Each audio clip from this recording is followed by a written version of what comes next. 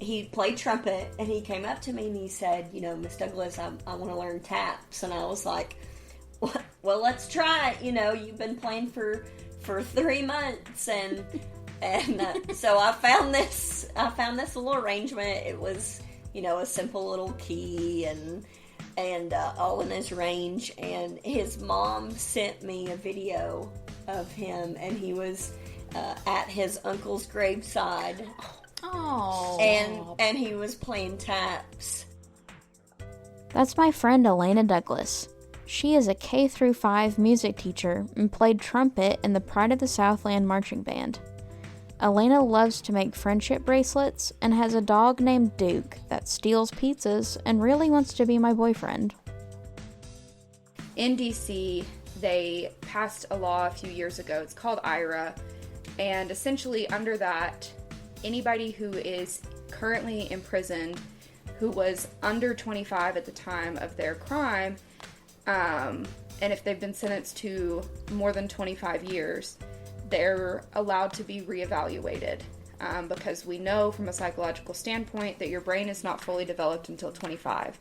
18 is our legal age, but we've realized 18 is really not cutting it. 25 is a more appropriate age.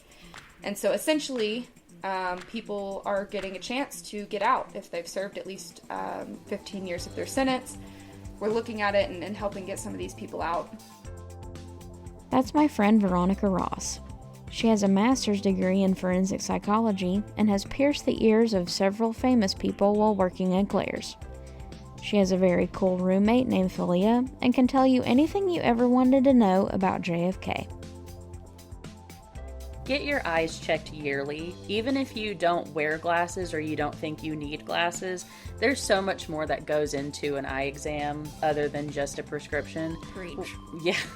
We screen for glaucoma. We can't diagnose, but we can, suggest you go get tested for, diabetes, and we have found, brain tumors, and we can tell so much about the body just by your eyes. That's my friend Miranda Robey. She is a licensed optician with excellent taste in glasses. Her favorite littlest pet shop pet as a child was a snail she named Escargot. She's recently gotten into baking and is the reigning sourdough bread baking champion. My name is Molly Perry, and I'm a graphic designer at Tennessee Tech University. I know lots of talented, funny, creative people, and on this podcast, we're going to be meeting a lot of them. Without further ado, this is episode 4 of Molly Made Friends. Thank you for joining me. I think that we're in for a very special episode today because I'm here with some OG friends, some OG Molly Made friends. They're friends of mine from high school and middle school, and 2 of them from elementary school, kind of. Although I don't think that I really hung out with Elana too much until middle school. But we're going to go down the line here. I got them all on the couch at gunpoint, and they're going to tell me their names, what they do for a living, and I don't know. How about our earliest memory together? How about that? Who wants to go first? I guess I have to go first since I'm closest to Molly. Yeah. My name is Elana Douglas. I'm a music teacher for elementary children, and my earliest memory of Molly is middle school band, and it was the 6th grade, and I could remember Miss Stout loved Molly. She loved you. And it was just these stories that she could tell. And I thought Molly was the coolest person ever. And I was like, man. Thank you. I wish I could be friends with Molly Perry. Miss Stout used to say that in 10 years I would either be in prison or on Saturday Night Live. So thank you, Miss Stout, for that. Well, this is your first step to being on Saturday Night Live. To prison. Yeah. Oh, yeah, to Saturday Night Live. Well, Miranda, what's up? Yeah, my name is Miranda. I am a licensed optician. And my earliest memory of Molly, honestly quite the opposite of Elana. We met in 6th grade, and everyone was friends with her, especially our mutual friend, Rebecca Briggs. I think she was on a previous episode. Yes. And so I remember them being really, close at first when we transitioned into the middle school, and I couldn't stand Molly. Because I am a big pessimist and I didn't want to be in Kingston. So she seemed popular and I did not want to like her, but she was too charming for me, so... I wore you down. You did, and nearly made me pee my pants, and here we are. Oh, shucks. And now I think it's Veronica's turn. Great. I'm Veronica. I'm doing a lot with my life. Nothing. That's not true. I have a master's degree in forensic psychology that I am so far doing nothing with because I have a lot of anxiety about getting a big girl job. So I currently work part-time at 3 different jobs, one of which is Claire's, where I have worked for 7.5 years. And I'm scared to leave the safety of it, so I have not gotten a big girl job yet. That's okay. I do not remember my first memory with Molly. I feel like Molly has always been in my life. I know for a fact that we were in the same 3rd grade class, at least. Yeah. And, I don't have a specific first memory because I just feel like Molly was always there. Always in the background. Always in the background. We definitely became closer in middle school. But yeah, I think I've always considered Molly to be a friend. So I don't have a specific first memory. Well, Veronica, speaking of your masters, whenever I think of, like, all of my friends and all of the cool things that they do, I think that forensic psychology is, like, way up there. It's pretty cool. I want to know what made you get into that. So I started watching crime television at way too young of an age. Hell yeah. And always loved it. And my first show was CSI Las Vegas. I loved it, and I wanted to be a forensic scientist. And then I realized that to be a forensic scientist, you had to be good at science. And I'm not good at science. So I abandoned that dream, and I settled on psychology because it's always been a special interest of mine. And when I got to my second college, I took a class on criminal psychology. And I realized that there was an entire field out there dedicated to psychology relating to the legal system, the correction system, to crime, all of that. And I realized that I could take my forensic childhood dream, combine it with my more grown-up dream of psychology, and pursue them together. So that's what got me into it. I added a second major, so I double majored in psychology and criminal justice. And then narrowed it down even further and did the master's in forensic psychology.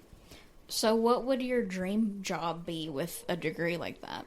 I say that my dream job doesn't exist yet because our system is so antiquated and just behind the times that a position that I desire isn't there yet.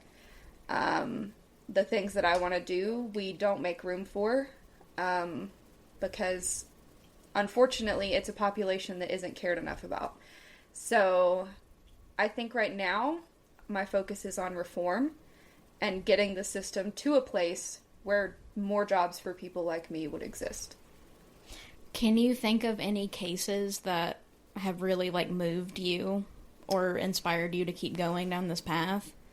I did an internship in my master's program where I worked with, I went to school right outside of Washington, D.C., and in D.C. they passed a law a few years ago. It's called IRA, and essentially under that, anybody who is currently imprisoned who was under 25 at the time of their crime, and if they've been sentenced to more than 25 years, they're allowed to be reevaluated.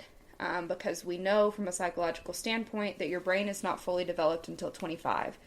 18 is our legal age, but we've realized 18 is really not cutting it. 25 is a more appropriate age. And so essentially, people are getting a chance to get out if they've served at least 15 years of their sentence. We're looking at it and helping get some of these people out. And so I worked on a couple cases, and that was really getting to work with actual people rather than just hearing stories was, I think, something that really motivated me to keep going, getting to see just kind of the atrocities that people are experiencing and the kind of prison sentences that people are getting for things that just really are not fair. So that I think is my number one inspiration so far, because you hear a lot, I know a lot of factual things about the inequalities of our system, but interacting with somebody, hearing their story, putting that to a face, and, you know, meeting their families and being able to connect it to so much is what really has driven me, I think. That's awesome. Well, speaking of making a difference in the lives of people, what about little people? You know what I mean, Elena? Yeah. Is that maybe, you know, maybe wanting to help kids? Is that what kind of led you to get interested in being a music teacher? So, I've always wanted to be a teacher, some sort of a teacher. I remember being in 3rd grade and writing in my yearbook, you know, it said, what do you want to be when you grow up? And I always put teacher, because, you know, at that young age, your teachers have such an impact on you. And so I got to college. I went to Roan State first, and I knew I wanted to be a teacher, so I chose secondary education. And then I got to work in the music department at Roan State, and basically my professors were like, "What are you doing? Why are you not a freaking music teacher?" Yeah. And I was like, and honestly, I didn't think I was good enough at, you know, being a musician, you know, reading music and doing all that. So I was like, there's no chance that I can do that. But it worked out. So chose music, and I was like, I should have chose music from the get-go, because it has had such an impact, you know, from middle school band. It was my identity, and then high school band was my identity. That's, you know, that's what shaped me. So I think that's why I became a music teacher. And then when I got to student teaching, I dabbled in all grades to see what I wanted to do. And I thought from pretty early in college, when I got to UT, all my professors were like, "You're totally gonna be an elementary teacher." Mm-hmm. Like they were just saying that, and I was like, "Well, I want to see." And then when I got to student teaching, I realized that I did not want to do high school, full time. But I do enjoy, you know. Several student teachers that I've talked to are like, high school is a no-go. It's a no-go, but I do enjoy being an assistant director. Yeah. So I don't have to be at the high school dealing with non-band students, because I feel like, you know, they're at an age where they don't respect and you know, so that's why I partially chose the little ones.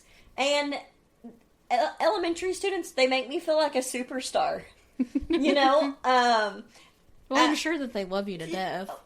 It's like, it's something neat. And even with pre-K students, so I got to teach pre-K at my previous school, and you just walk into the lunchroom and they're all like, "Miss Douglas, Miss Douglas, Miss Douglas," and I'm like, I'm just waving, you know, princess like, wave. Yeah, princess wave. Oh, hello, you know, and it's all they want is your attention too. Like, that's all students want, really. And so being in music, it's you know, not like the regular classroom. I get to see all students in the whole school. And, for 40 minutes, that's how long I get to see each class. So for 40 minutes each day, each class, I try to just make it, let's have fun, let's sing songs, let's, hitting the standards, but doing it in a way where kids are playing these instruments and they're having a good time. And so that, just letting them do what they normally would not be able to do outside of the school, being able to play some instruments. I think that's, the little ones are great. Is there a moment in particular where you remember feeling kind of proud of what you've been able to accomplish with the kids? There is one in particular that comes to mind. So, at my previous school, it was a pre-K 8 school, so I'd started the band program up there.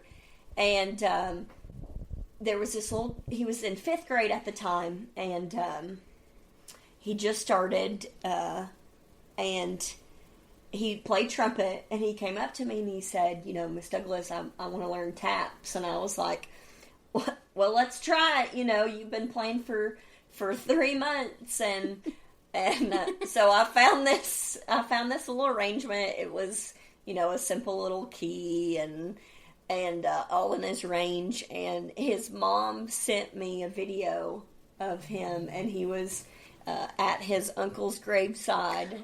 Oh, and he was playing taps. That's really cool. And it just it almost makes me want to tear up, because it's like, I'm tearing up now. and it's like, oh my gosh, I don't want to take credit, but it's like, I've had an impact on his life, and his mom, came up to me because she subbed for the school, and I this was before I taught him taps, and I didn't really know the kid, and all I remember is him the first day he had a mullet and overalls on, and I was like, all right, I'm where I need to be here. And so his mom, he said, he wants to be better than you and to march at UT. And I said, well, I'm going to get him there. Yeah. So it's just that student in particular, and there's a bunch I could say, and even though I'm only almost 2.5 years in, but the taps one really gets me. That's really cool. Yeah. 3 cheers for Mullet Kid. He has a special place in my heart. I mean, he even won a mullet competition. Wow. That's amazing. He won 2nd place in the state for his mullet. I've actually seen mullet contests. Yeah, and they're big with kids. $100. Yeah. That's so I was cool. like, dude, let's go. So, and his mom even said he has lung problems. Oh. And she was like, him playing the trumpet has improved his lungs. Yeah. They've helped heal it. And I'm like, I don't know what to say. I just so wanted cool. to teach kids instruments, and look, this is what's happening. So. That's awesome. Yeah. Elana mentioned Rhone State, which was mine and Miranda's and Elena's stomping ground for a while. And Miranda has a degree in opticianry. Mm-hmm. And I was wondering, what got you started on that? So, I have had a weird fascination with eyes for as long as I can remember. I remember getting my first phone, and my little wallpaper was some stranger's eye that I'd found on the internet, and took a picture of my computer. So I was taking a picture of a picture on my little flip phone. So I've always had that fascination, and I had volunteered for a remote area medical clinic.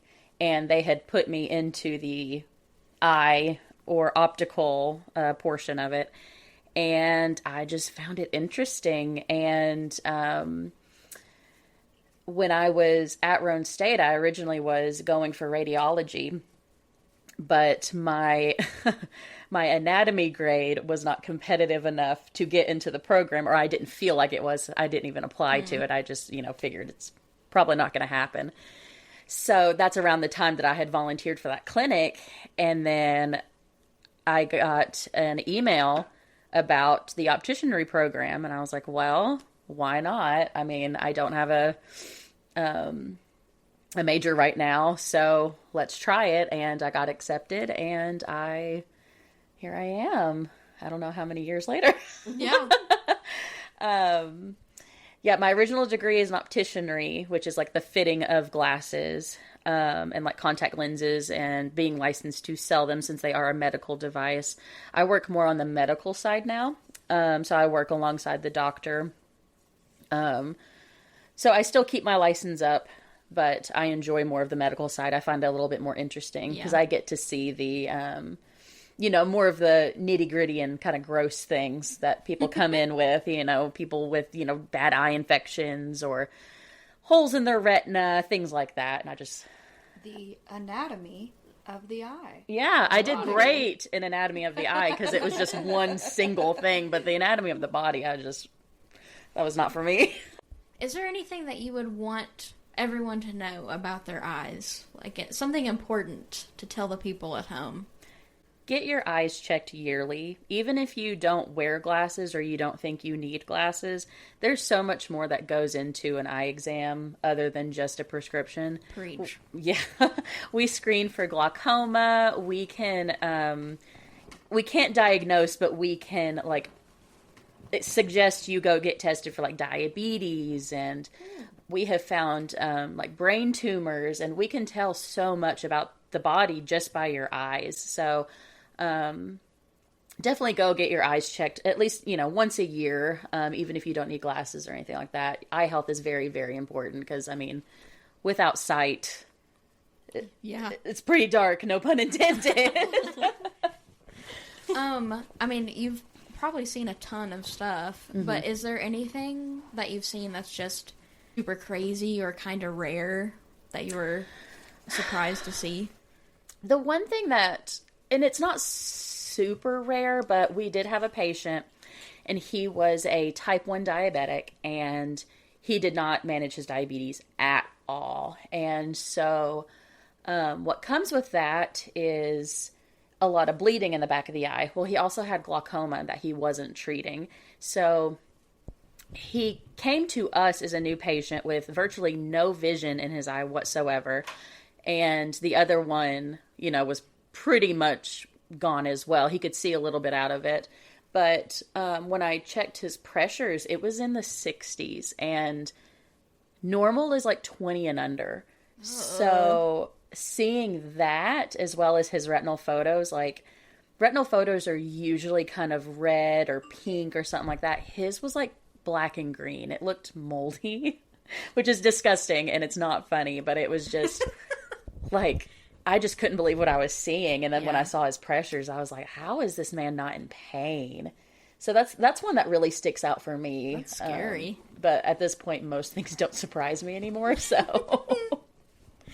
Well, I really love hearing about other people's jobs just because, I don't know, we spend so much time outside of the house doing these things, and so many things can happen. And I think that it might be a little crazier in the retail sphere, which Veronica has years of experience in.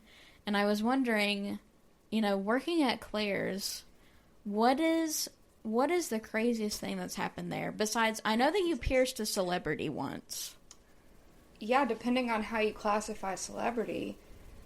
I've pierced... I think Big Frida's a celebrity. No, I'm definitely counting Big Frida. I was gonna say I have pierced more than one, depending on how you classify. Yeah. I did pierce a UT women's basketball player who is now in the WNBA. That's cool. Yeah, Jamie Nard. Shout out to her. I also had a major crush on her at the time. And when she came in, my coworkers were all treating her like another customer, and I knew exactly who she was, and I was like, please let me do this one. And I will never live it down because it was during Easter time. And we have to wear product from the store, right, while we're working. So I had on an Easter bunny set, which included ears, a tutu, and a tail stuck to the back of my tutu, the little bunny tail. And you said, when are you going to stop pretending you don't want all of this? Exactly. I also pierced my all-time favorite baseball team is the Washington Nationals. And one of their biggest stars to come out of there, one of my favorite baseball players, is Bryce Harper.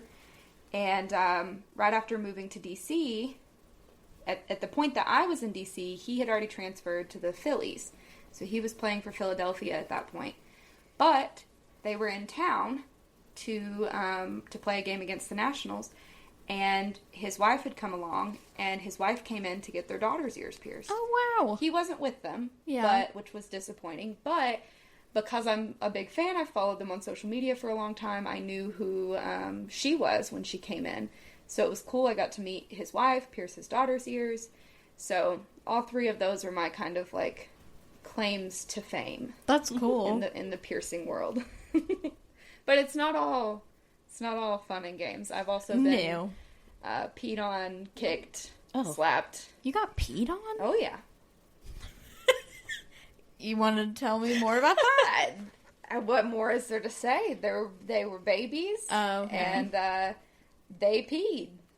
And fortunately for me, the sister was holding the baby, so most of the pee went into the sister's lap, but it also got on my feet. Yeah, I've been puked on. I've had people pass out. Somebody had a seizure one time. I've had to call an ambulance more than once. Oh. I was robbed one time. Oh.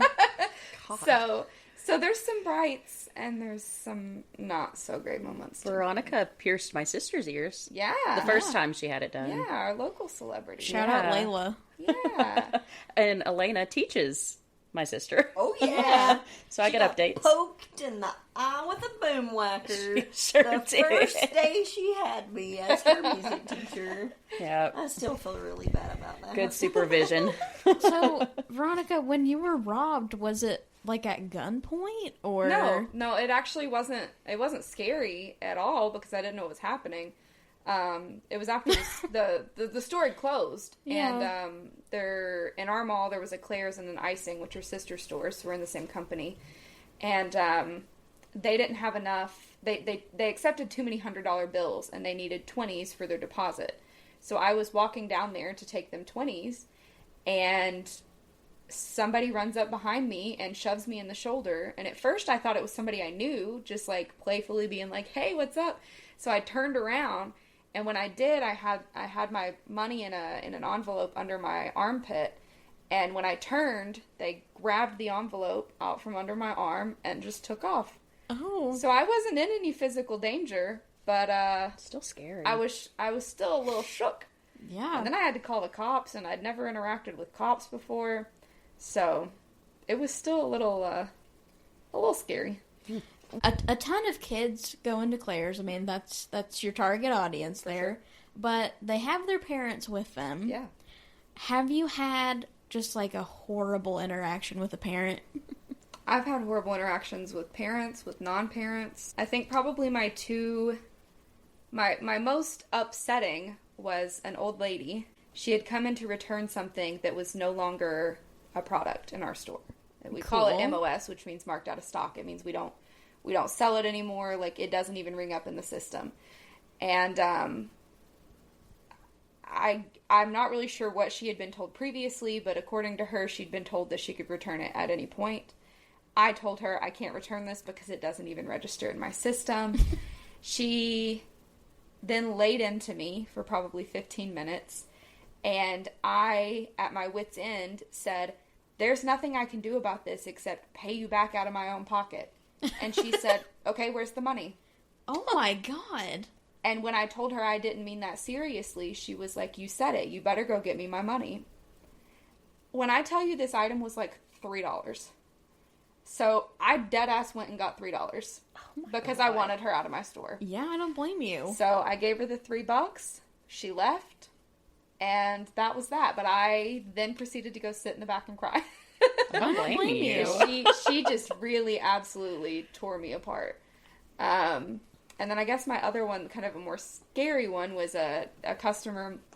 We don't have good lines at Claire's. Yeah. You just mingle at the register and hope you get called next. So I had a guy who more or less had been waiting on my side of the register, who was next in line. If you if there was a line. But somebody else thought he was next in line. So when I called forth the one person, the other person got upset. They started arguing back and forth because one man had a child and he's saying, "You cut in line in front of my child." Why are we arguing about cutting in line? I don't know. But they escalated it to the point that they were in each other's faces, yelling at each other, and making plans to go meet in the parking lot. Oh my God. In a Claire's. In a Claire's. Dang. So that happened in Northern Virginia, obviously, because that's the area there. But that was a little scary because I was like, is this going to break out in my store? Am I going to have to break up a fight between two grown men in the Claire's? Well, imagine going home and telling your wife, Oh no, their "Sorry, wives honey." were both there. Were they cheering them on? They were dead silent. Okay, well, Probably just mortified. Yeah.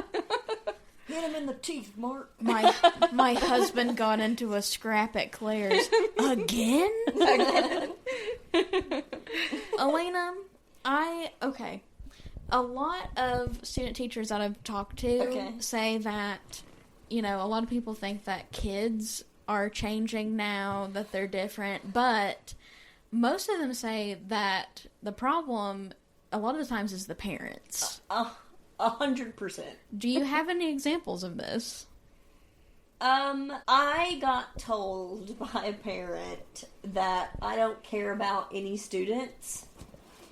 For the instance, here's what was happening. So, 5th grade, I have a band class, and this was at the beginning of the year, and so I'm trying to get them in the habit of you come in, you get your chairs, you get your stands, and you start putting your instruments together, right?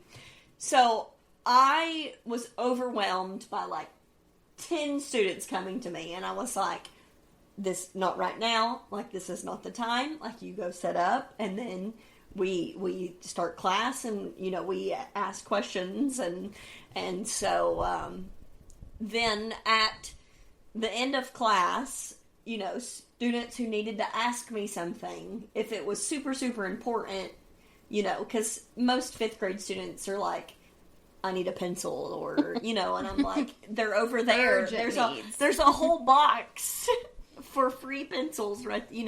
So either some of the questions had been answered throughout class, at the beginning for announcements and whatever, and then, those of the students who need me come after class, and ask their questions. And so I got a message from an angry parent, and she wanted her student at a band, and I was like, well, let's talk about it. Like, what's up? And she was like, well, you didn't let my student ask a question. And I was like, yes, at the beginning of the class, I had about 10 students all coming up, and I needed them to get ready for class because I only have 40 minutes with students. Like, I need all the instruction time I can get.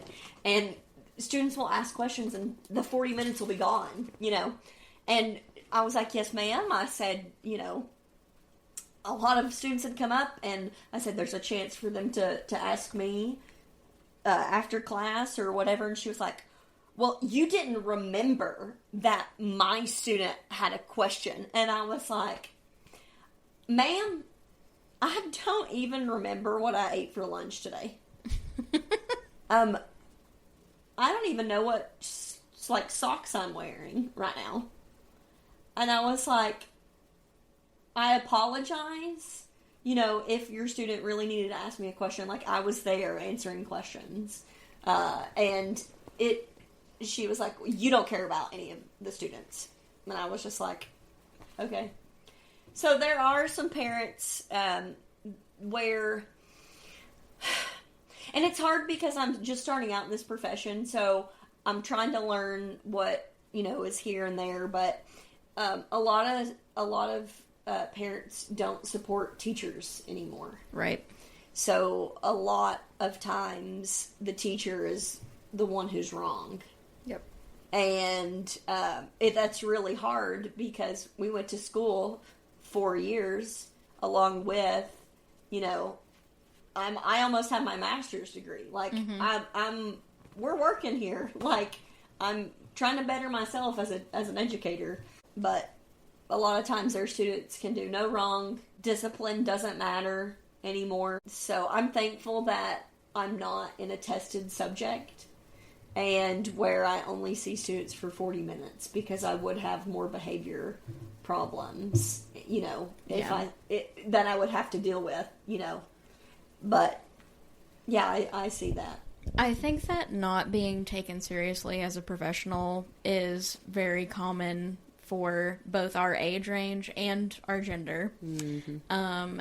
Miranda, have you ever had an instance where someone has just not listened to you about their glasses or their health? Me. Absolutely. Miranda tells me not to clean my glasses on my shirt. My own friend. And I still do it every day. Yeah. James will do it in front of me. Like, he'll just clean his glasses. Patients will be like, my lenses are scratched. I'm like, well, what are you cleaning them with? Just the cloth. And then they're cleaning it with their shirt as they're telling me that. And I'm like, okay.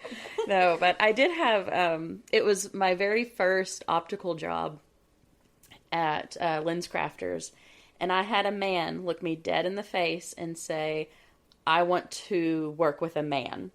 I don't want to buy glasses from a woman. Seriously? Yes. And what could they do differently? Exactly. Like, less style. Yeah. They'd put the glasses on with their penis. I guess so. I mean, the only difference was this guy did have a few years on me, but at the end of the day, it's just selling glasses at this point, That's so demeaning. Yeah, it made me feel like shit, but I was just like, oh, okay, I'll go get Josh, and he worked with him, and that was that. I'd be like, this is me. This is all you get. Yeah, I do get a lot of times that, like, people will argue with me about, because I do all of the dilation and a lot of the testing and stuff, and so they'll argue with me about not wanting to do it, but then, like, no problem when the doctor comes in and suggests it because he's a man. So, that's bothersome, but at the same time, like, what can I do? I'm not going to sit there and fight with them because it's just a waste of my time. About 2 years ago, I actually worked for a group of people planning an event, and the lady in charge at this other organization, basically she had scared away any other women from working there. She worked pretty much exclusively with men, and the only other woman in the office was basically her assistant. And whenever I would try and email her or call her about things that had a timeline, she just wouldn't respond. And we had to get a male coworker to contact her, and that's the only way we could get her to take anything that we were doing seriously. So, yeah, that was really ridiculous, and it also added about an extra week and a half worth of time to the job because she just wouldn't talk to me. I remember you telling me about that, and I'm just flabbergasted that a woman, would do that to another woman. Mm-hmm. Like, that makes no sense to me. Women are interesting. People are interesting. I found that women are it's not jealous of the word, but they're like scared. Very competitive. Yeah, it's something like they see you as a threat. Mm-hmm. So like if you come in, insecurity. So like, if you go into a profession, the women, they're not going to be really nice to you because they see you as a threat. I think a lot of teachers are like that. In female-dominated professions, there's kind of this thing, I think it's called eating your young, where basically a lot of older women in the job will basically say, you have to earn my respect. I'm not going to help you. Medical field. Very common in the medical field. With nurses especially. Yes. Yeah. Interesting. But, we don't eat our young here. We don't have young here. We don't have young here. Except for Miranda. I have a step young. A step young. Hey. I was wondering, you guys want to play a game with me? Yes. I love games. I love games too. So, I'm introducing a fun new thing in this part of the broadcast where I have asked all of my friends to send me 2 secrets about themselves that no one else knows. No one else in the world knows but me. And so all 4 of us, we've submitted two statements. And I'm going to say them. We're going to have a debate about whose secret is whose. And after about 2 minutes, I will have that person raise their hand and say, "It was me, sucker." So, let's get started. Right. I'm so excited. This is going to be fun. This is a good one and a relatable one, I feel. Ooh. I haven't cleaned my makeup brushes in at least 4 years. Oh. I 100% know who that is. Okay. Who? Miranda. Oh? I bet it's Threw you under Miranda. the bus. Damn. Here's why. Okay. I don't wear makeup. Yeah. Molly don't wear makeup. And Veronica just said, like, 2 hours ago, that she don't wear makeup that much. So there's a 50-50 chance it's Miranda. Well, I was part of that conversation, and I also said I never wear makeup anymore because it's too much effort. And the effort is also cleaning your makeup brushes. I mean, yeah. Now, this person could be like me, where I have bought makeup brushes in the past and used them maybe a handful of times, and that, in my mind, justifies not cleaning them. She used them once 4 years ago. Yes. There you go. Which could That's also- why they haven't been cleaned. Was that an admission of guilt, Molly Perry? I don't know. I think it's Veronica. Me? Yeah. I'm so cleanly. You're so cleanly. No, I only think it's you because these 2, I think I've seen them in makeup a handful of times. Yeah. Whereas I've seen you in makeup more often. But I don't know if you... That's really my only defense. If you use, like, concealer or anything. Because that's what I imagine using makeup brushes for. I use a sponge. Sponge. That you What do they haven't call cleaned it? in 4 years. Sponge. Oh, I don't clean the... Yeah, what are those little orange sponges called? A beauty blender. A beauty blender. Yeah, I don't clean that shit. I just throw it out when it gets dirty. Yeah. Yeah. I've done that. I like to cut into it to see how far down the makeup it's gone. No, that's okay. I don't need to know that. Oh, I like the gross stuff. Well, should we see whose secret it is? Yeah. 3, 2, 1. It was me! I was so confident in my answer. Oh, No, you're both right, though. I don't wear makeup almost ever. Maybe 4 times a year. yeah. Which, Same. Molly's right. That's why I don't clean them anymore, because I don't feel like I wear it enough to clean them. However, I did go to do some eye makeup the other day, and used like a light color and went to put it on my eye, and it came out dark because my brush was still dark from the last time I'd used it. Yeah. And I was like, maybe I should clean these sometime. I had a full, like, it's 1 o'clock in the morning, and I don't know why I'm still awake, so let me just put on a full face of makeup moment. Yeah. Recently, and I dug out my makeup brushes, and I thought, I wonder when the last time I used these was, and it was for Rebecca's wedding in October of 2022? I think so. Yeah, so, year and a half ago. Nice. So yeah, moving on. That was Veronica. Yeah. Yeah. Also, I just need everyone to know my bra just broke the underwire. Oh no. This is the only one I have. No. I can lend you one. No, it's okay. Girl! Well, Have you seen? I found one in the trunk of my car yesterday. It'll be okay for now. But I wanted might you guys fit. to know why A I trunk said, bra. oh damn, in the middle of her explaining. So. you were just so shocked that Veronica has damn. not cleaned their makeup brushes. Let's see. Oh, okay. This is a good one. I have a dead pigeon in my freezer.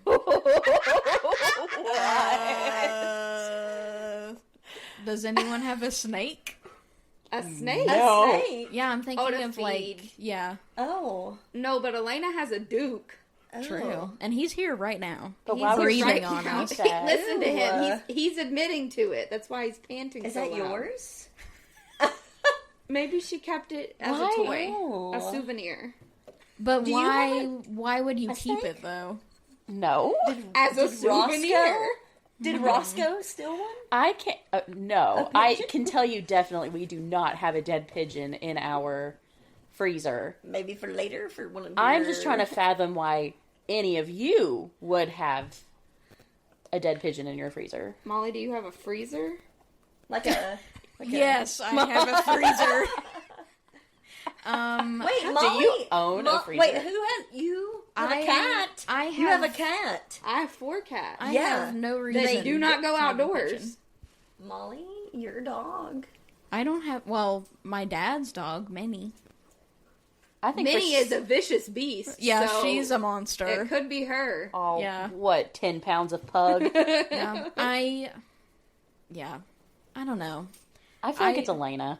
Yeah, That's just something weird, and you're weird. She also looked really shocked. At a dead pigeon! Who wouldn't be shocked? You're like Dead overly pigeon. shocked. well, should we see who it is? Yeah, I need to know who has a pigeon in their freezer. Yeah. I need to know why. Okay, 3, 2, 1. I knew it. It's Why? freaking Elena. Okay, it wasn't Duke. It wasn't Duke. Okay. It was you. No, I don't know. So I I don't know how it got there. I swear. I'll no, listen. I'm holding it for a friend. It's really freaky. So I go outside and this headless dead pigeon is on the front porch. Headless. Yeah. Okay. The headless horse pigeon. And so She failed to mention it was a headless pigeon in yeah, the freezer. so here's what I think. Duke had gotten sprayed by a skunk that morning. So it wasn't him because he was like outside in the kennel because he wasn't coming in the house. So it wasn't him because I just went out on the front porch at 4:30. So what I think had happened is like a hawk or some sort of other predatorial bird got this dead pigeon and like was eating its head. Anyways, so I didn't know what to do with the. Okay, here's how it got in the freezer. Throw it in the woods. That's what you would think, right? Duke. Yes. Well, he can have a bird snack. No. Mm-mm. He will not have a bird snack. The vet said he needed to lose 10 pounds. He ain't having no pigeon snack. So, put it in the freezer to, like, maybe get rid of it. And then I kind of just forgot about it until right now. Until we were talking about secret. Why is getting rid of it a maybe? No, it's not a maybe. What do I do with it? Like, You throw it away. so I throw it in the dumpster and then it goes to the, like... Yeah, to the Yeah. landfill. Are where you birds gonna- probably die anyway. But, like, Are you gonna have a pigeon burial? I think I need to. Okay. Like, maybe do like what the Vikings did and Put like, it to sea put it to the lake or something. on fire. Yeah, set it on fire through the water of Watts Bar Lake. Oh my god. But it's at yeah, I totally At the forgot. very least, just bury it. Don't keep it in your freezer.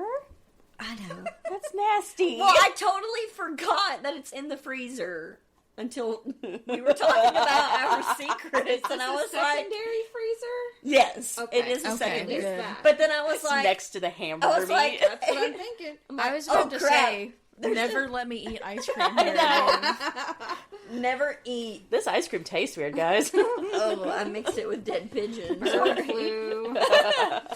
But actually, I will say that another secret is I've actually had 2 other birds in the freezer because a coyote was coming and dropping like dead chickens in the yard. So I had to keep them. So Of course. get them, Duh. tie them in a bag, and put them in the freezer until I could figure out what to do with them. What'd you do with those? I did throw those away. Didn't do Like, that with the pigeon. it feels wrong. It's just a little guy. Yeah, But he is headless. He did lose his head. He's suffered enough in this life. Oh, God. Well, speaking of a potential snack, this one is a much more human snack. This one is, I have 4 dill pickles exactly as a snack every day. That feels kind of Elena coded. I don't eat pickles. I love pickles. Pickles give me I wish that was heartburn. mine, but it's not. I bet it's Molly. It's Molly. What makes you say that? You would be that weird to Molly have would exactly be the one to 4. specify 4. Yeah. See, For your lucky number. to me, that... No, my lucky numbers are 1 and 3. Fun fact. Ew, 1 odd plus 3 numbers? is Yeah. 4. I'm dead. Ooh, okay. 1 plus 3 You're selling me on is this. 4, yeah. And that's why I teach. Do you like pickles? I like pickles, but not enough for like a snack. Like I like them on sandwiches and stuff, but I don't eat them by themselves. I was gonna say this sounds. Now bear with me, like a Veronica thing, and I'm gonna say this I with agree. the most love. You have talked about possibly being on the spectrum. That seems like a very autistic thing to do. Oh, Is see, have 4 pickles every single day. see, you could be right, except that I don't regulate food. I just eat it. I would never constrict myself to only 4 pickles. I feel like it's either a That's- Molly or that's a sin. Miranda. There's Wait. Oh, I can't ask because they'd have to reveal themselves. I'm thinking. You can after. I'm thinking, are these spears or chips? Oh, I was thinking like full on dill pickle. I can't imagine someone getting pickled chips. And or they could eat them like potato chips. I eat pickled. No, not pickle. Like pickled chips, like you put on a burger. Yeah, I know, and you can take them out of a jar and eat them like I eat them chips. straight out of the But jar all the only time. 4. So you Okay, But well, that's what I'm saying. I would never eat only 4 if I have a whole jar. I'm not going to stop myself. True. I mean, Do you like pickles? I do, but like I was telling her, only like on sandwiches and stuff. I don't really eat them by themselves. Yeah, I think it's Molly. there is like a certain level of Discipline. yeah. I don't That feel I like don't have. I don't possess that. I think Miranda does. I don't see Miranda doing that. I think it's it. Veronica. I think it's either Veronica or Molly. Shall we reveal? Yeah, let's Yeah. reveal. 3, 2, 1. It's me, hoes. I told you! My 3 plus 1 theory is correct! Yeah. I will buy a jar of Vlasic baby dill pickles, and I eat the exactly baby 4 dill. every day because it's the perfect amount. And I love them. I love dill pickles so much. What are baby dills? They're like that big. And they're like full pickles. They're just Yeah. little. Yeah. Oh, okay. Yeah. Oh, that's cute. It's Yeah. a whole pickle, so you get all the crunch. I've been doing that since they're, I like, was a this kid. Really. So, how many pickles do you think you eat in a year? In a 4 year? times God, 365. thousands. I don't know. I love pickles. I mean, Because it's sometimes you might very eat a few more. it's very rare for me to not have at least 2 jars of pickles in my refrigerator. If That's you have funny. eaten a pickle, if you have eaten 4 pickles every day, you've eaten 1,460 pickles each year. Times 25. Time to get those numbers up, boys. She came out of the womb. You've had over 36,000 pickles in your lifetime. Out of the womb eating pickles. Well, speaking of eating weird shit, this person used to eat the paper off of pixie sticks. Miranda. I would say Miranda. What was it that she ate last time she was here? Like balloon something or I other? didn't eat that. You tried to. I just wanted to put it between my teeth. That's What enough is reason this? to justify. No. Those, you get them from the dollar store, and they're those little, like, it's a straw, and then you put, like, this putty on the end, and you blow it up. Oh. She ate that. I didn't eat it. She put it in her mouth. Okay. Oh my god. And said she wanted to eat it. I So did. that Have is- you guys never looked at something and okay, like these beads? Some Yeah. of them you want to eat. I just said that I used to eat the But I erasers. think yours was toxic, Miranda. It was. I mean, I didn't swallow it. But you put it in your mouth. I just went and then just right between my teeth. Justify it. Pixie stick. The forbidden balloon. Who else would eat the paper of a Pixie sticks come in the plastic. No. Pixie stick? I don't know if I've actually ever had one. A pixie stick? Yeah. The It makes me plastic think or of That's Paul- something someone would say who's hiding that they ate the paper. Okay. It makes me think of Paul Blart. Wait, is this person, did they specify if it was the plastic or the paper? They did not, but it did say, let me see. Paper. I used to eat the paper off of the Pixie paper. Sticks. It is biodegradable in your mouth. I mean, it does. Well, isn't it like, would it be like a tube inside of a paper wrapper? No. Okay. Because it's like a paper straw. Okay. You would literally take the top off, dip the shake the powder into your mouth, and then throw the paper away. Except apparently not. Well, It's not me. I have too many sensory issues for that. yeah. I did, quote unquote, accidentally stick a Lego in my mouth in kindergarten. How do you accidentally stick something in your I mouth? don't know. That's what they look like. I accidentally Pixie swallowed silly. money because my brother put it in my mouth and held You've his hand never over my mouth eaten a until I pixie swallowed stick. No, I've never had one. You're it. By money, I mean un-American. coins. I'm sorry. Bills. Well, should we do a reveal? Yeah, 3, 2, 1. knew it. I knew it. It was Miranda. I just liked the texture with the sweet, and it was a little sour, and it just went with the texture. I don't do it anymore, but I can remember it. And honestly, if I didn't think about how gross it is because of people just touching the outside of it, I totally would do it again. But hygienically, that's gross. So it's a good texture. So, Disagree. Agree to disagree. So did you eat the paper? Remember how like gum was apparent? Like there was like Trident gum, and the paper was supposed to be edible. No. Did you ever do that? No. that was I a think- thing? I think my sister just made that up. So Yeah. I ate the paper of the gum. I've never heard that. Me Wow. either. And I used to do it too. I was like, oh, okay, it's real. So this one might sound crazy to some, but whenever a video game gets you, or just a game in general gets you, you can go in deep. And this person did. They said, I've spent over $325 on Monopoly Go. Elena. Now, here's the thing. I have spent probably $500 just on the Sims 4 stuff. In my mind, that's really not that crazy. I know it's Elena because She invited all of us to play Monopoly Go. absolutely She sent us all an she invitation. sure did. And I told her I didn't know how to play Monopoly, and she said, "You don't need to know. I promise it's so fun." She said as she was scratching herself. You need to know. Just play with me, please. Yeah, it was me. I was about to say that's me. We don't need to reveal. And it just gets you, and I needed dice. You were fiending. See, that's a good thing. Well, actually, ADHD could get you into that situation, but for me, the ADHD helps me because I can easily be like, oh, I need more money, exit out, go start a new game. I've forgotten the other game existed. Oh no. Oh no. I'm not going to pay it because I've already moved on. I forgot about Yeah. you, sucker. Wow. I mean, I don't know the exact total, but that was just from this month. So $300 this month? I take back what I said. it's only the 15th. I'm sorry. That's crazy. Yeah, I got into a downward spiral Saturday. Oh my! And she also bought 1,800 gibbets. And a sack, like a Santa's sack full of stuff from Temu.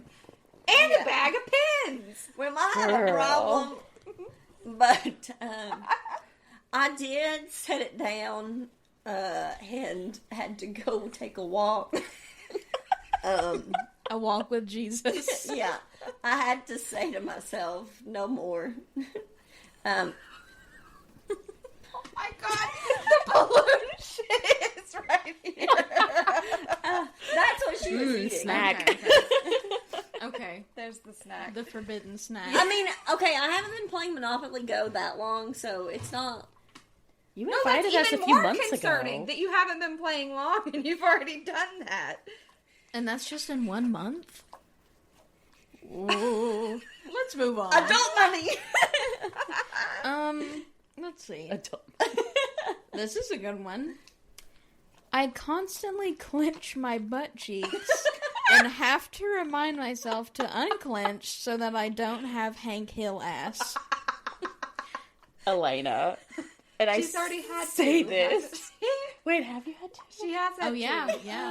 Elena's out. No. It ain't me, baby. It ain't me. I was thinking you're like, your tummy troubles, you're clenching to keep it in. I have Hank Hill ass regardless of if I'm clenching or not. My ass is Definitely concave. you said that, Molly. I have. Because I think Yeah. you and Miranda would probably be the only people who would reference Hank Hill. That's what I was Yeah. thinking. Exactly that.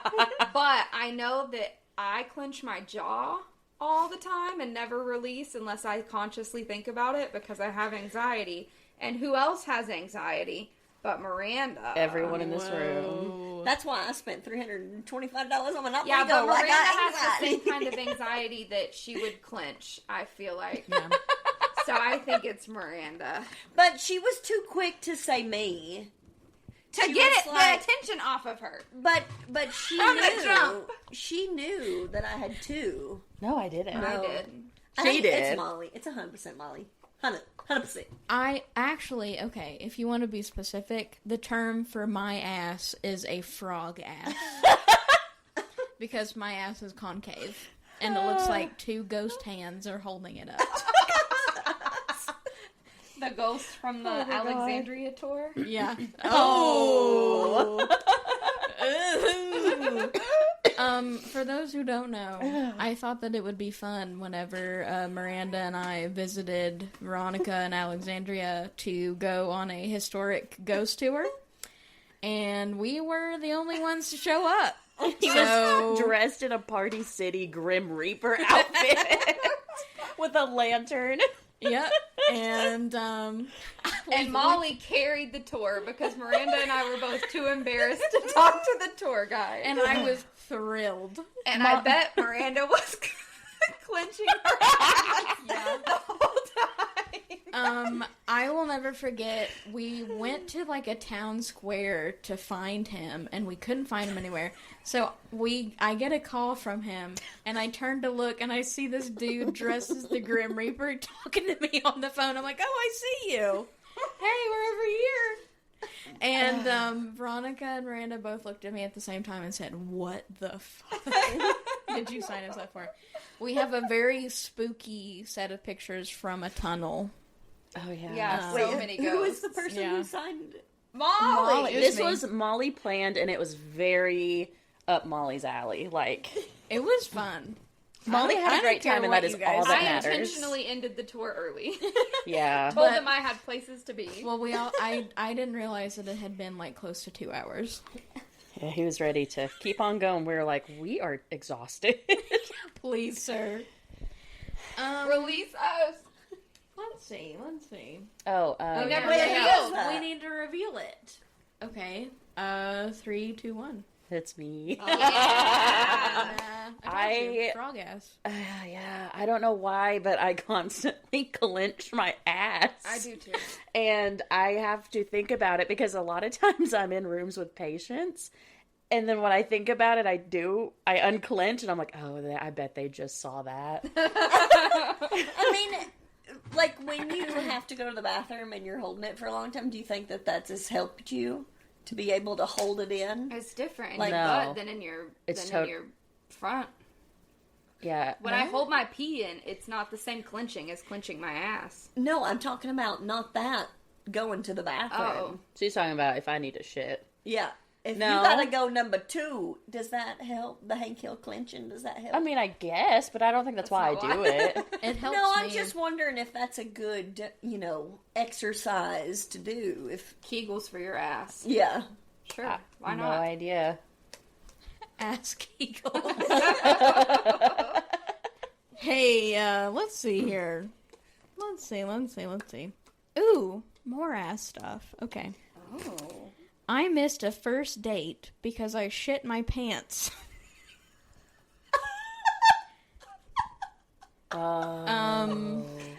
it's either I've never been on a date, y'all. Okay, well, I don't shit. You don't shit. Regardless Excuse of me. Poop. Regardless of the fact that I did tonight, I don't normally have bad... I'm the only one here that does not consistently have bad poop problems. Yeah, this feels like an Elena thing, but, like, Elena's already gone. Man, y'all hate on me for my tummy troubles. I'm not hating, I'm just No. saying I don't have them. Except for once every 3 Wait, months. can you repeat it? I missed a first date because I shit my pants. Wait. Molly said she's never been on a first date, and that's why. And that would be Oh. why. Is because you didn't do your ass kegels. I wasn't like- keeping it tight. I would like to note that I have never shit myself, so... Same. I haven't either. I haven't Says either. the girl who has told me a couple times that they've peed a little. Oh, yeah. I pee when I pee a sneeze little all the sometimes. time. Yeah. But I don't shit I myself. used to play trumpet. 'Cause I do the I'd ass hit a high note, kegels. I'd tinkle a little too. Really? You'd tinkle whenever you hit a high note? I was just pushing it all to get it out. And just squeak it out and a little bit would come out, you know. It happens. It does happen. I really don't know. I think it's either Veronica or Miranda. Well, I mean, I'm it gonna really say, has to I'm be. gonna say it was Miranda. I've already had my 2. I'm going with Molly. Molly's my guess. Veronica. Well, I don't know. should we do a reveal? Yeah. 3, 2, 1. It was me. So this is kind of crazy. I was on Bumble and I matched with a pretty famous TikToker. He goes by I remember that. He goes by Nashville Cash on TikTok. His name's Forrest Cashin, I think. And we had been talking, and he had been telling me that he just moved into this new place. And he showed me pictures of his living room, and he had this beautiful white sofa. Oh, And no. I was going to meet up with him in East Nashville. And like a day before, I got this insane stomach bug. When I tell you that I had no choice, my shit was like liquid. Oh no! It was insane. I was just minding my own business. I was sitting on my couch, and it just came out. Minding my own business. Yeah, and I did this. I was like, no, and I was trying to not, rub it into the couch. It was awful. It was terrible, and I could not believe I had actually shit myself. I'd never shit myself before, and I went to the bathroom and I changed my pants, and I said, "Oh my god, what if?" I guess I'm really sick. Like, this is crazy. And then I threw up a couple times. No. And then, I shit myself again. I got out of the shower, and I just shit on the floor. And I said, "Hey, buddy, I'm not going to be able to make it." And he was like, "No, you should have more faith in yourself. Be brave. Come out and see me. Let's have a fun time." And I said, "Look, I've myself. I've been really sick, and you have a white couch, and I don't want to sit on it and possibly shit on your white couch." And he said, "Oh, okay." You told him that you were shitting yourself? Yes, because he kept asking you me. tell him you have a stomach bug. He kept asking me. He was like, "Don't back out now. Like, I'm excited to meet you and all this stuff." And I'm like, "Please just leave me alone. Never look at me. Never speak to me." Did you don't never talk to hear me." from him again? I matched with him again Oh. recently, and I messaged him, and he never responded to me. So, I'm the one I who wonder didn't why. want to shit on your couch. Yeah, so Devastating. I'm the couch shitter. Yeah, it'd be like that. So, Dadgum. let's see here. Oh, goodness. Ooh, okay. This one's pretty spicy, too. I once drunkenly pissed off of a dock into a river in the middle of a capital city. Veronica. Yeah. She lives in a capital city. Oh, She basically lives in the capital. I actually don't. Arlington is not the capital of Virginia. Is it capital adjacent? It is what? Capital adjacent? What does that mean? Is it next to a capital city? 2 hours away. That would be like saying we live in the capital. Well, honestly, I think the jig is up. Because I think the jig I've is up. had 2, Elena's had 2, and Miranda's had 2. Yeah, that's unfair. I'm sorry. Veronica went. It was not in a capital city in this country, so... Oh, she bougie. Let's hear the tale. It was in Dublin, Ireland. The look of the Irish. See the luck of the Irish. I couldn't hold my piss. I was drunk. There was a kid on our. I say kid. We were all of legal drinking age in Ireland, at least, and we had gone out, and he had never been out before because he's under 21, but he was of legal age in Ireland. So we were like, I was like, I'm gonna show you. We're gonna get drunk. You're gonna have a good time. So I matched him for every drink that he had, and then the bars closed, and I conveniently forgot that like I should go to the bathroom before we leave. So it was also late enough that the buses had quit running, so we had to walk back to the place that we were staying at, which was like had to be 3, maybe 4 miles away. So we took off walking, and I was like, I have to pee. And so many of the places, well, most places were closed, but the places that were open, you had to be a patron to use their bathrooms. So I could not find a bathroom. We crossed over a bridge. There was a boat dock. There were slats in the boat dock. I was like, it's a river. That's a toilet. So I went and I crouched down over a slat and pulled my pants down, told the boys they had to look away. My friend Hannah held my hand to balance me. I took a pee in the river. She took a picture of me peeing in the river. I pulled up my pants, and we walked the rest of the way home. So I disgraced the city of Dublin a little bit, but... There will always be a little bit of you there, though. Yeah. That would be a good title of a book. I peed in a river, or something you said earlier. I like that story. I disgraced the city of City of Dublin. Dublin. I love that for you, though, and I love that there's photo evidence. Yeah. You could go to jail. No. There is a photo. You can't see. I mean, you can tell my pants are pulled down, but it's not an explicit photo. But Darn. It's not an explicit pants pulling down. yeah, exactly, photo. exactly. I did a good job of hiding the things you didn't need to see. You bits. Yeah. Yeah. 'Cause who knows who was out? The fish. The fish probably saw things. They got a show. The fish probably saw things. They got dinner and a show. Yeah. Ew. I just hope nobody was in the hull of their boat looking out the window. Well, I remember on the trip to Florida last year, we pulled up, maybe it was last year or maybe it was the year before, I don't know. We pulled up a list of questions that you can ask people on a long road trip. And one of them was another bad date situation.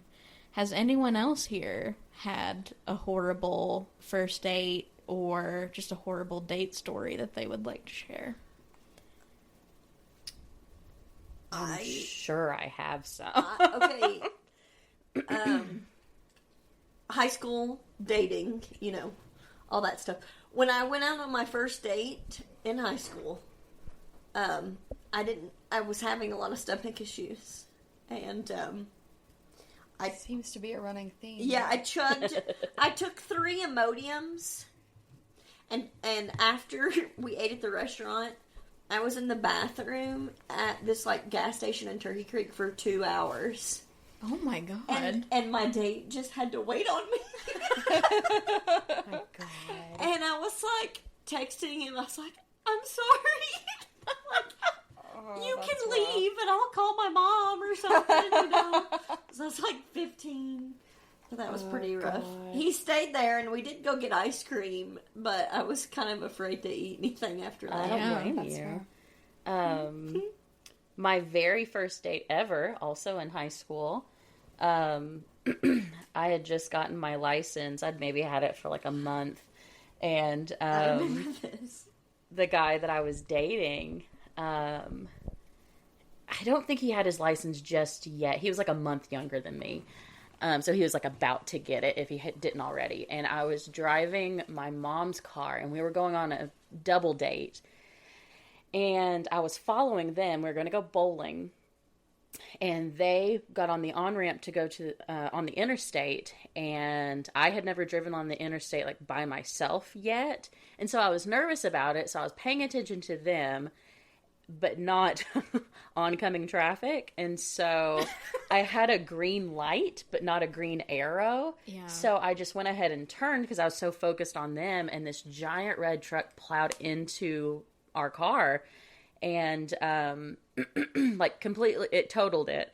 And they took me in the ambulance to the emergency room because they thought I had broken my neck. Like an off-duty EMT jumped in the back of my car and was holding my neck until... Oh, my God. The ambulance got there and, you know, had all kinds of x-rays and all of that. And I didn't break anything. I just, like, sprained my arm. And then...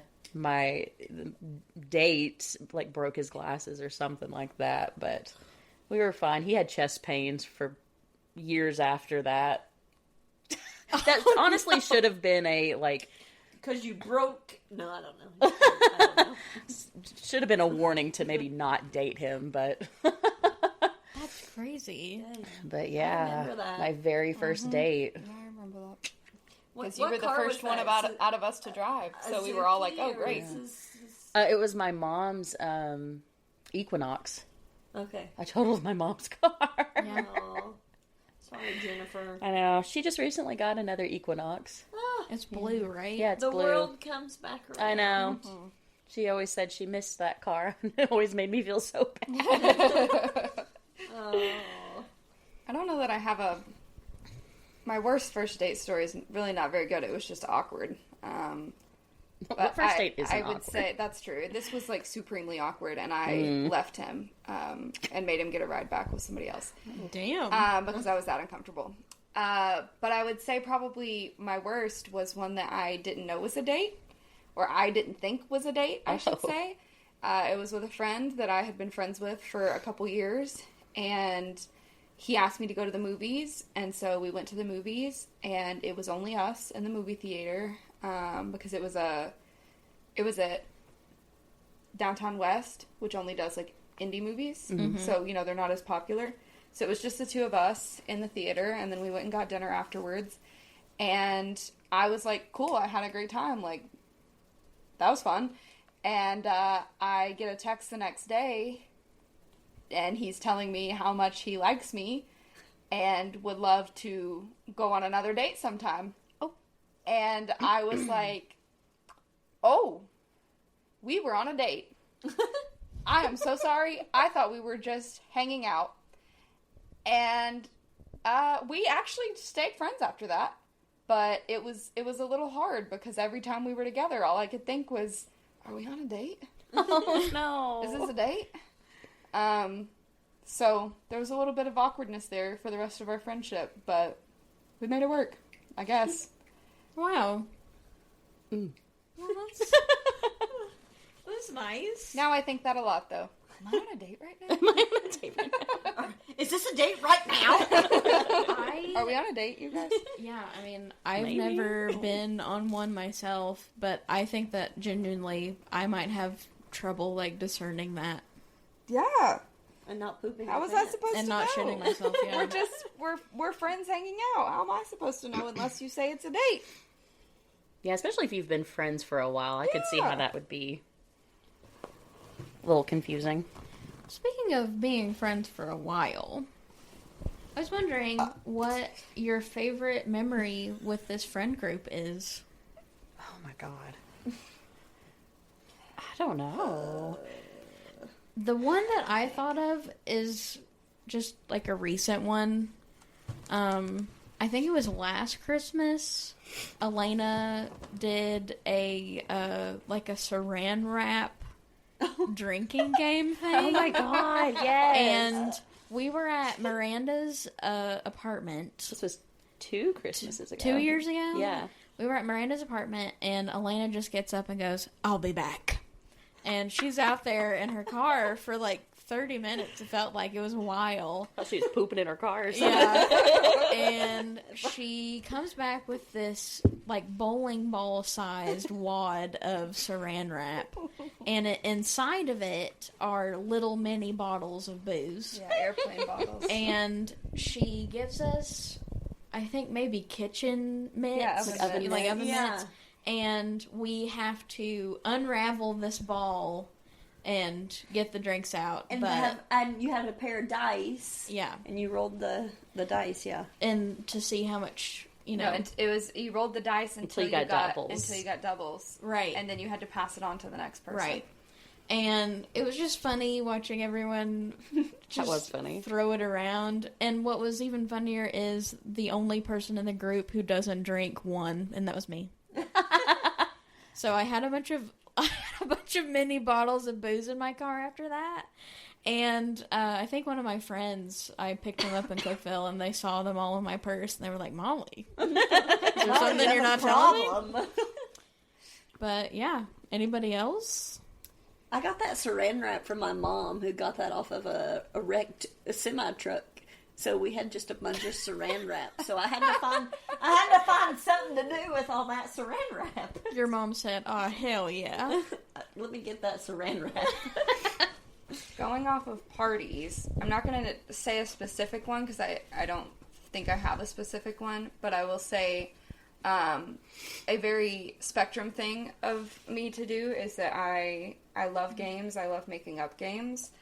And especially in high school, I would host parties all the time. I'd have like a New Year's party, a birthday party, Christmas party, what have you. Back to school parties sometimes. And I would sit you all down and subject you to whatever game I had come up with. And whether people wanted to play them or not, they played them. And that is a testament to friendship for me. Because if you all were not my friends, you would have not kept coming to my house and playing my bullshit games. I mean, one year I actually found the papers when I was cleaning out my closet at my parents' house. I think this had to have been like 14th birthday. I had made a quiz about me. It was all questions about me. And you all had to answer them.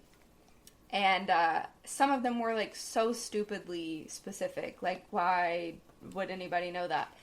And it was so funny reading through everybody's responses and seeing, like, who kind of knew me best or whatever. But just the fact that, like, everybody participated in that and, like, put up with my shenanigans. And even, like, knew some of these highly specific, stupid things about me. Yeah. Like, I remember one of them was, you had to name a nickname that I had for my dog.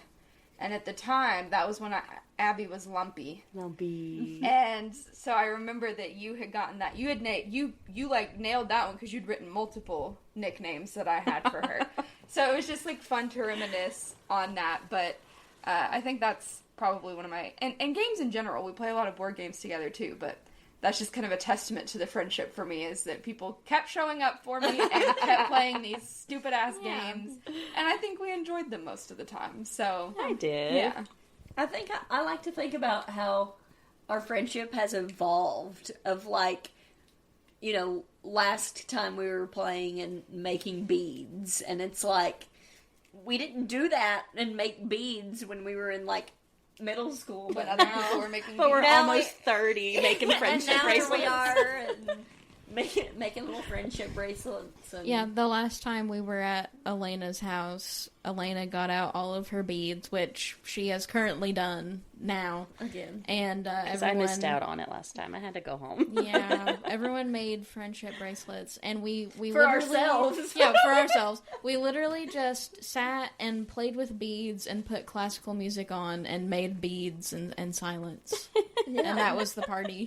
Yeah. It was Because great. when your friendship has evolved to that point, what more do you need? Yeah. Yeah. And you can really do anything with these people. I think one of my favorite memories is, but I don't think you were there, though. And that happens with this Never friend group a mind. lot. Yeah. Like, either, like, one of us is missing. Somebody was not there. Or, yeah.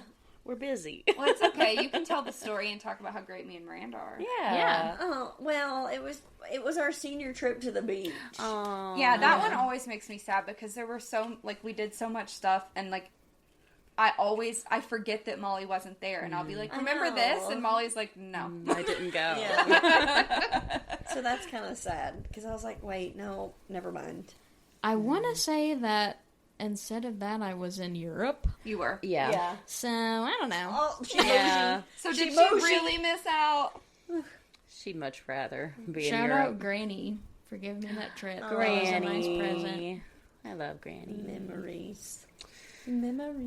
Definitely my favorite memories. I mean, I can't pinpoint just one, but like our band, like in high school, like going on, to competitions and things like that, because we would all still stick together and, ride the bus together and, we'd sit in our little group. So, yeah, goof off and act stupid. But that's probably my best memories with you guys is just... You made high school bearable. And our band room lunches. Oh, Yes, yeah. we always There had was- lunch together in the band room. There was a memory of when that apple got stuck in my tooth. It was somewhere. Do you remember that? I took a picture Yeah, of it. and Molly took the picture, and I was like, You know what I talk about on a very regular basis to bring the vibes down is how you all traumatized me in high school. Because when I would bring tuna to lunch, oh, God. you all would make fun of me. Endlessly, ruthlessly, and to this day when I eat tuna, I look around and feel like people are judging me. I do that with muscadines. Yes. Because I brought muscadines to school, and Molly was like, it looks like snot. And, Oh, sorry. and so anytime I eat muscadines, I'm like, it's like eating snot. Those are just two very what seems like old people foods to bring. So like a high schooler bringing a pouch of tuna or A muscadine bag of muscadines. was just funny. And of course we had to pick on you guys because we loved you. Sorry we couldn't have normal lunches. Like you all, jeez. I had to make my own lunch. Actually, my mama just like made me a tuna. sandwich every day. Shout out Mama. Shout out, Mama. Marge. It was a ham, turkey, American cheese with mustard sandwich. That's a good She'd pack it sandwich. in a baggie. My jaw was clenched. Clenching. I'm not clenching, believe it or not. Does anyone have any questions for the group? I don't think so. I have a statement that I hope our friendship lasts for another 15 years and more. Only, and then Only done. 15 and then Yeah, only. expiration date. And then, No, yeah. You guys better be in my wedding, be at the birth of my first child, I my don't first wanna and be in the only. room. Well, I don't want you in the room, but come visit me. Yeah, no one's allowed in that room. I'll probably be a raging bitch when that moment comes. Correct. But no, you guys are definitely my best friends, and I, value and appreciate you guys much more than I say. And I know we all have very busy lives, but Yeah, none of us like to be sentimental either. yeah, this is really awkward, but I mean it. I love you Yeah. all, I and love you all too, but I'm not going to hug you. yeah, I don't want to hug you. I can't believe I'm touching your knee right now. Yeah. Don't touch me. My great grandmother apparently made a rule that if a child was over 5 years old, she would not give them a hug. Oh. Oh, I thought you I were going to respect say that. she was going to murder them if they were. No. No one would have made it past great grandmother. I mean, Wilma was No children.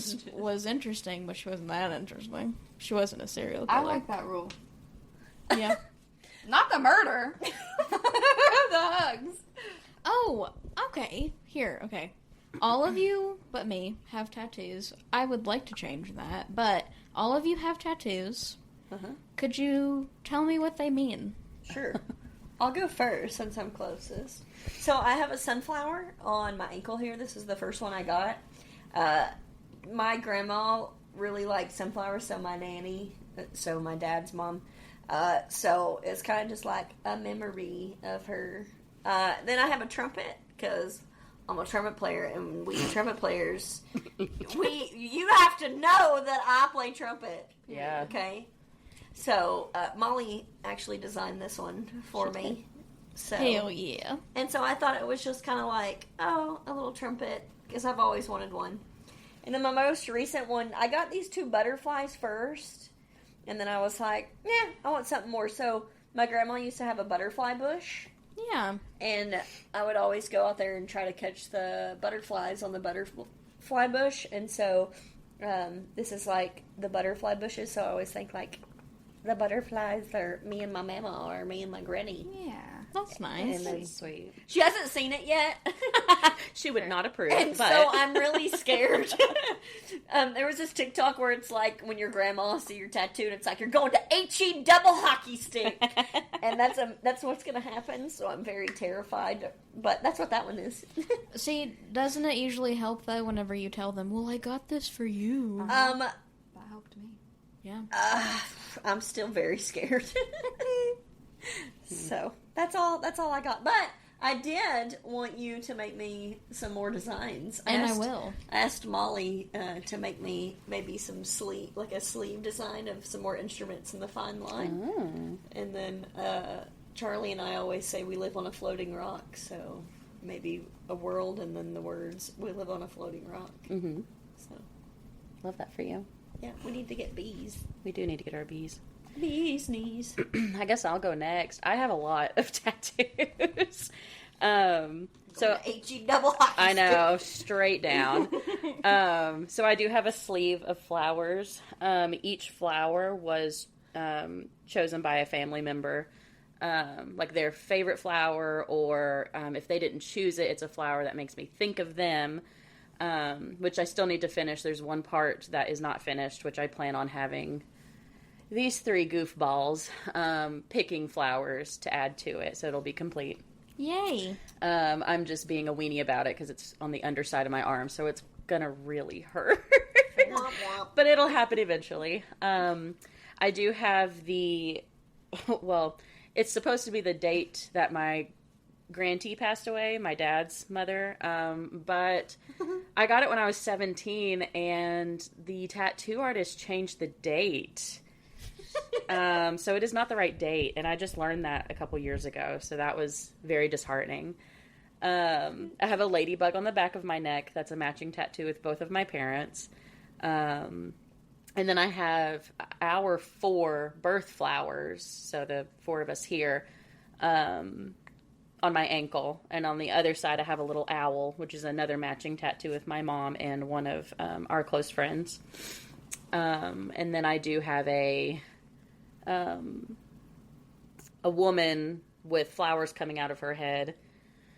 That was more or less just a pretty. I love flowers, and that was one of my first tattoos. And then I do have a woman and a skull on my other arm, and that was just a spur of the moment. I really like it, but it kind of goes with my love for true crime and murder mystery and stuff like that.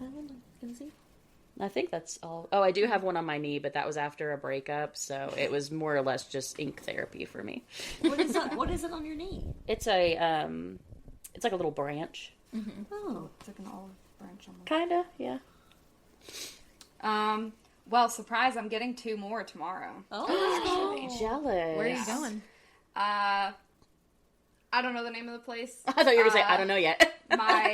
One of my friends from college, she got an entire sleeve done by this artist, so we're all going to this artist. That's exciting. So the new ones I'm getting kind of a friendship tattoo with Thalia. We've always said that we feel like kind of polar opposites in our dispositions. She's a very sunny, optimistic person, and I'm quite the opposite of that. So I'm getting a sun to represent her. She's getting a moon to represent me. And then me and her and 2 of my other friends from college, we're all getting little animals with knives That's our friendship tattoo. I love that. So I'm getting a little orange cat that I want to look like Castor, because Castor is my cat that we nicknamed Creepy because he just looks creepy. And so I want a little kind of cartoon version of Castor with a knife in his mouth. Yeah. I love that. So those will be my new ones. The ones I have now, I have my first one on my shoulder are the words "It is well" from the hymn. When my dad's dad died, he was on hospice and they were playing hymns, and he died during "It is well." And so that's kind of always been a significant song. And he actually died on the same day as my other grandfather, but 9 years apart. And so that felt really significant. So I got it with the date of their death minus the year. And then when my grandma died, I added her date underneath it. Ironically, when I got the new date added, they fixed the font of the "It Is Well" because the same artist that messed up her date made my font a little wonky. So they fixed that up. And then I have, on the back of one of my arms, I have "I love you" in ASL. I took ASL in college and made a lot of really close connections through that. And it's a language and a community that's really important to me. So that's why I got that one. And then on my thigh, I have the Pisces constellation because I am a Pisces. Molly drew that one. Yes. And she added a quote to it. She was like, "I don't know if you want any words on there." But I felt like it was very fitting and fit me. It says, "Finds beauty in the broken," which I think is a very me thing. So that's on my thigh. And then on my other arm, I have a dragon. My brother was born in the year of the dragon, and he's my best friend. So I got the dragon to represent him so that he's always right next to me. Shout out Clay. Shout out Clay. Clay. A real one. Yeah. I am the only one without a Molly design tattoo. That kind of, yeah, that surprises me. I keep saying I'm going to do one, and I haven't. I think that we had plans for me to do the woman on your back, and then I don't know what happened. With that. I still love the little mushroom girl. Yeah. That's almost looking like she's like Marilyn Monroe. Mm-hmm. I still really love that. So I think strong possibility I'll still do that whenever I have, money to do so. One reason why I've contemplated getting tats is because I've heard people say that they feel more like themselves after they get inked. Can you relate to that at all? Like, do you feel more confident having art on your body? Absolutely. Absolutely. I'm very self-conscious about, my body in general, like most women. But especially my arms, and my arm with the sleeve on it, I like it better than my other arm. I can understand that. But having tattoos does make me feel more confident in myself because you feel like a badass. Mm-hmm. Like, I sat through, so many hours of a needle going, in and out. And, I just think I look like a badass, so that makes me feel like a badass. And, people compliment my tattoos all the time, and who doesn't like getting a compliment? That helps too. Yeah, I was going to say, I think for me, it's more of a conversation piece. Mm-hmm. Whether it's a compliment or somebody asking why you got something. I get a lot of, ironically, a lot of people think that my dragon is from Game of Thrones. So I get a lot of people trying to start conversations with me about Game of Thrones, which I have never seen. But then I get to tell them about my brother instead. So, That's cool. it's a way to kind of like express yourself to people that don't know you. It tells them about you. And it also is a way to kind of start a conversation and, with people that you otherwise might not, because what are you going to say to them? So... Yeah. Cool. Well, I told them before we sat down to do this episode, one of my biggest reasons for starting the show in general is just to have a nice little time capsule of all of my friends' voices. And I'm so glad that I could sit down with everyone and do this, because Veronica is living in Virginia now. So she's not always around, which that's a bummer. So this was a very special day, and I'm glad that I could sit down and get everybody in one room for a little bit. But like I wanted to... I do sound like a grandma. I'm getting teary-eyed, guys. All my kids under one roof again. Yeah. Well, and in the words of a grandma, I love you. Well, but yeah, sentimentality over. Thank you guys for joining me. Thank you. We are honored that you brought this podcast stuff out. Yeah, I was so excited. I think it's really fun. Yeah. You learn a little bit more about each other, you know, Yeah. like Molly pooping on herself. Yeah, I think this brought us And, closer. And now we can all help make sure Elena gets rid of the bird in her freezer. Yes. See, I totally forgot about it. It just comes and goes. Yeah, that thing's got Okay, to go. we can like maybe spin the bottle, and whoever it lands on gets to take the pigeon home. Wow, what a prize. Land it on you, bitch. Well, the better thing in your kitchen is a cookie cake. Yeah. Right now, yeah. and I think that we should end it here and go eat some cookie cake. That's Yes, right. ma'am. Thanks for having us, Molly Perry. Thanks for coming You're real on the good. program. I Well, love you guys. Love you. Thought the sentimentality peace was out, over. and I'll see you guys next week. Bye. Bye.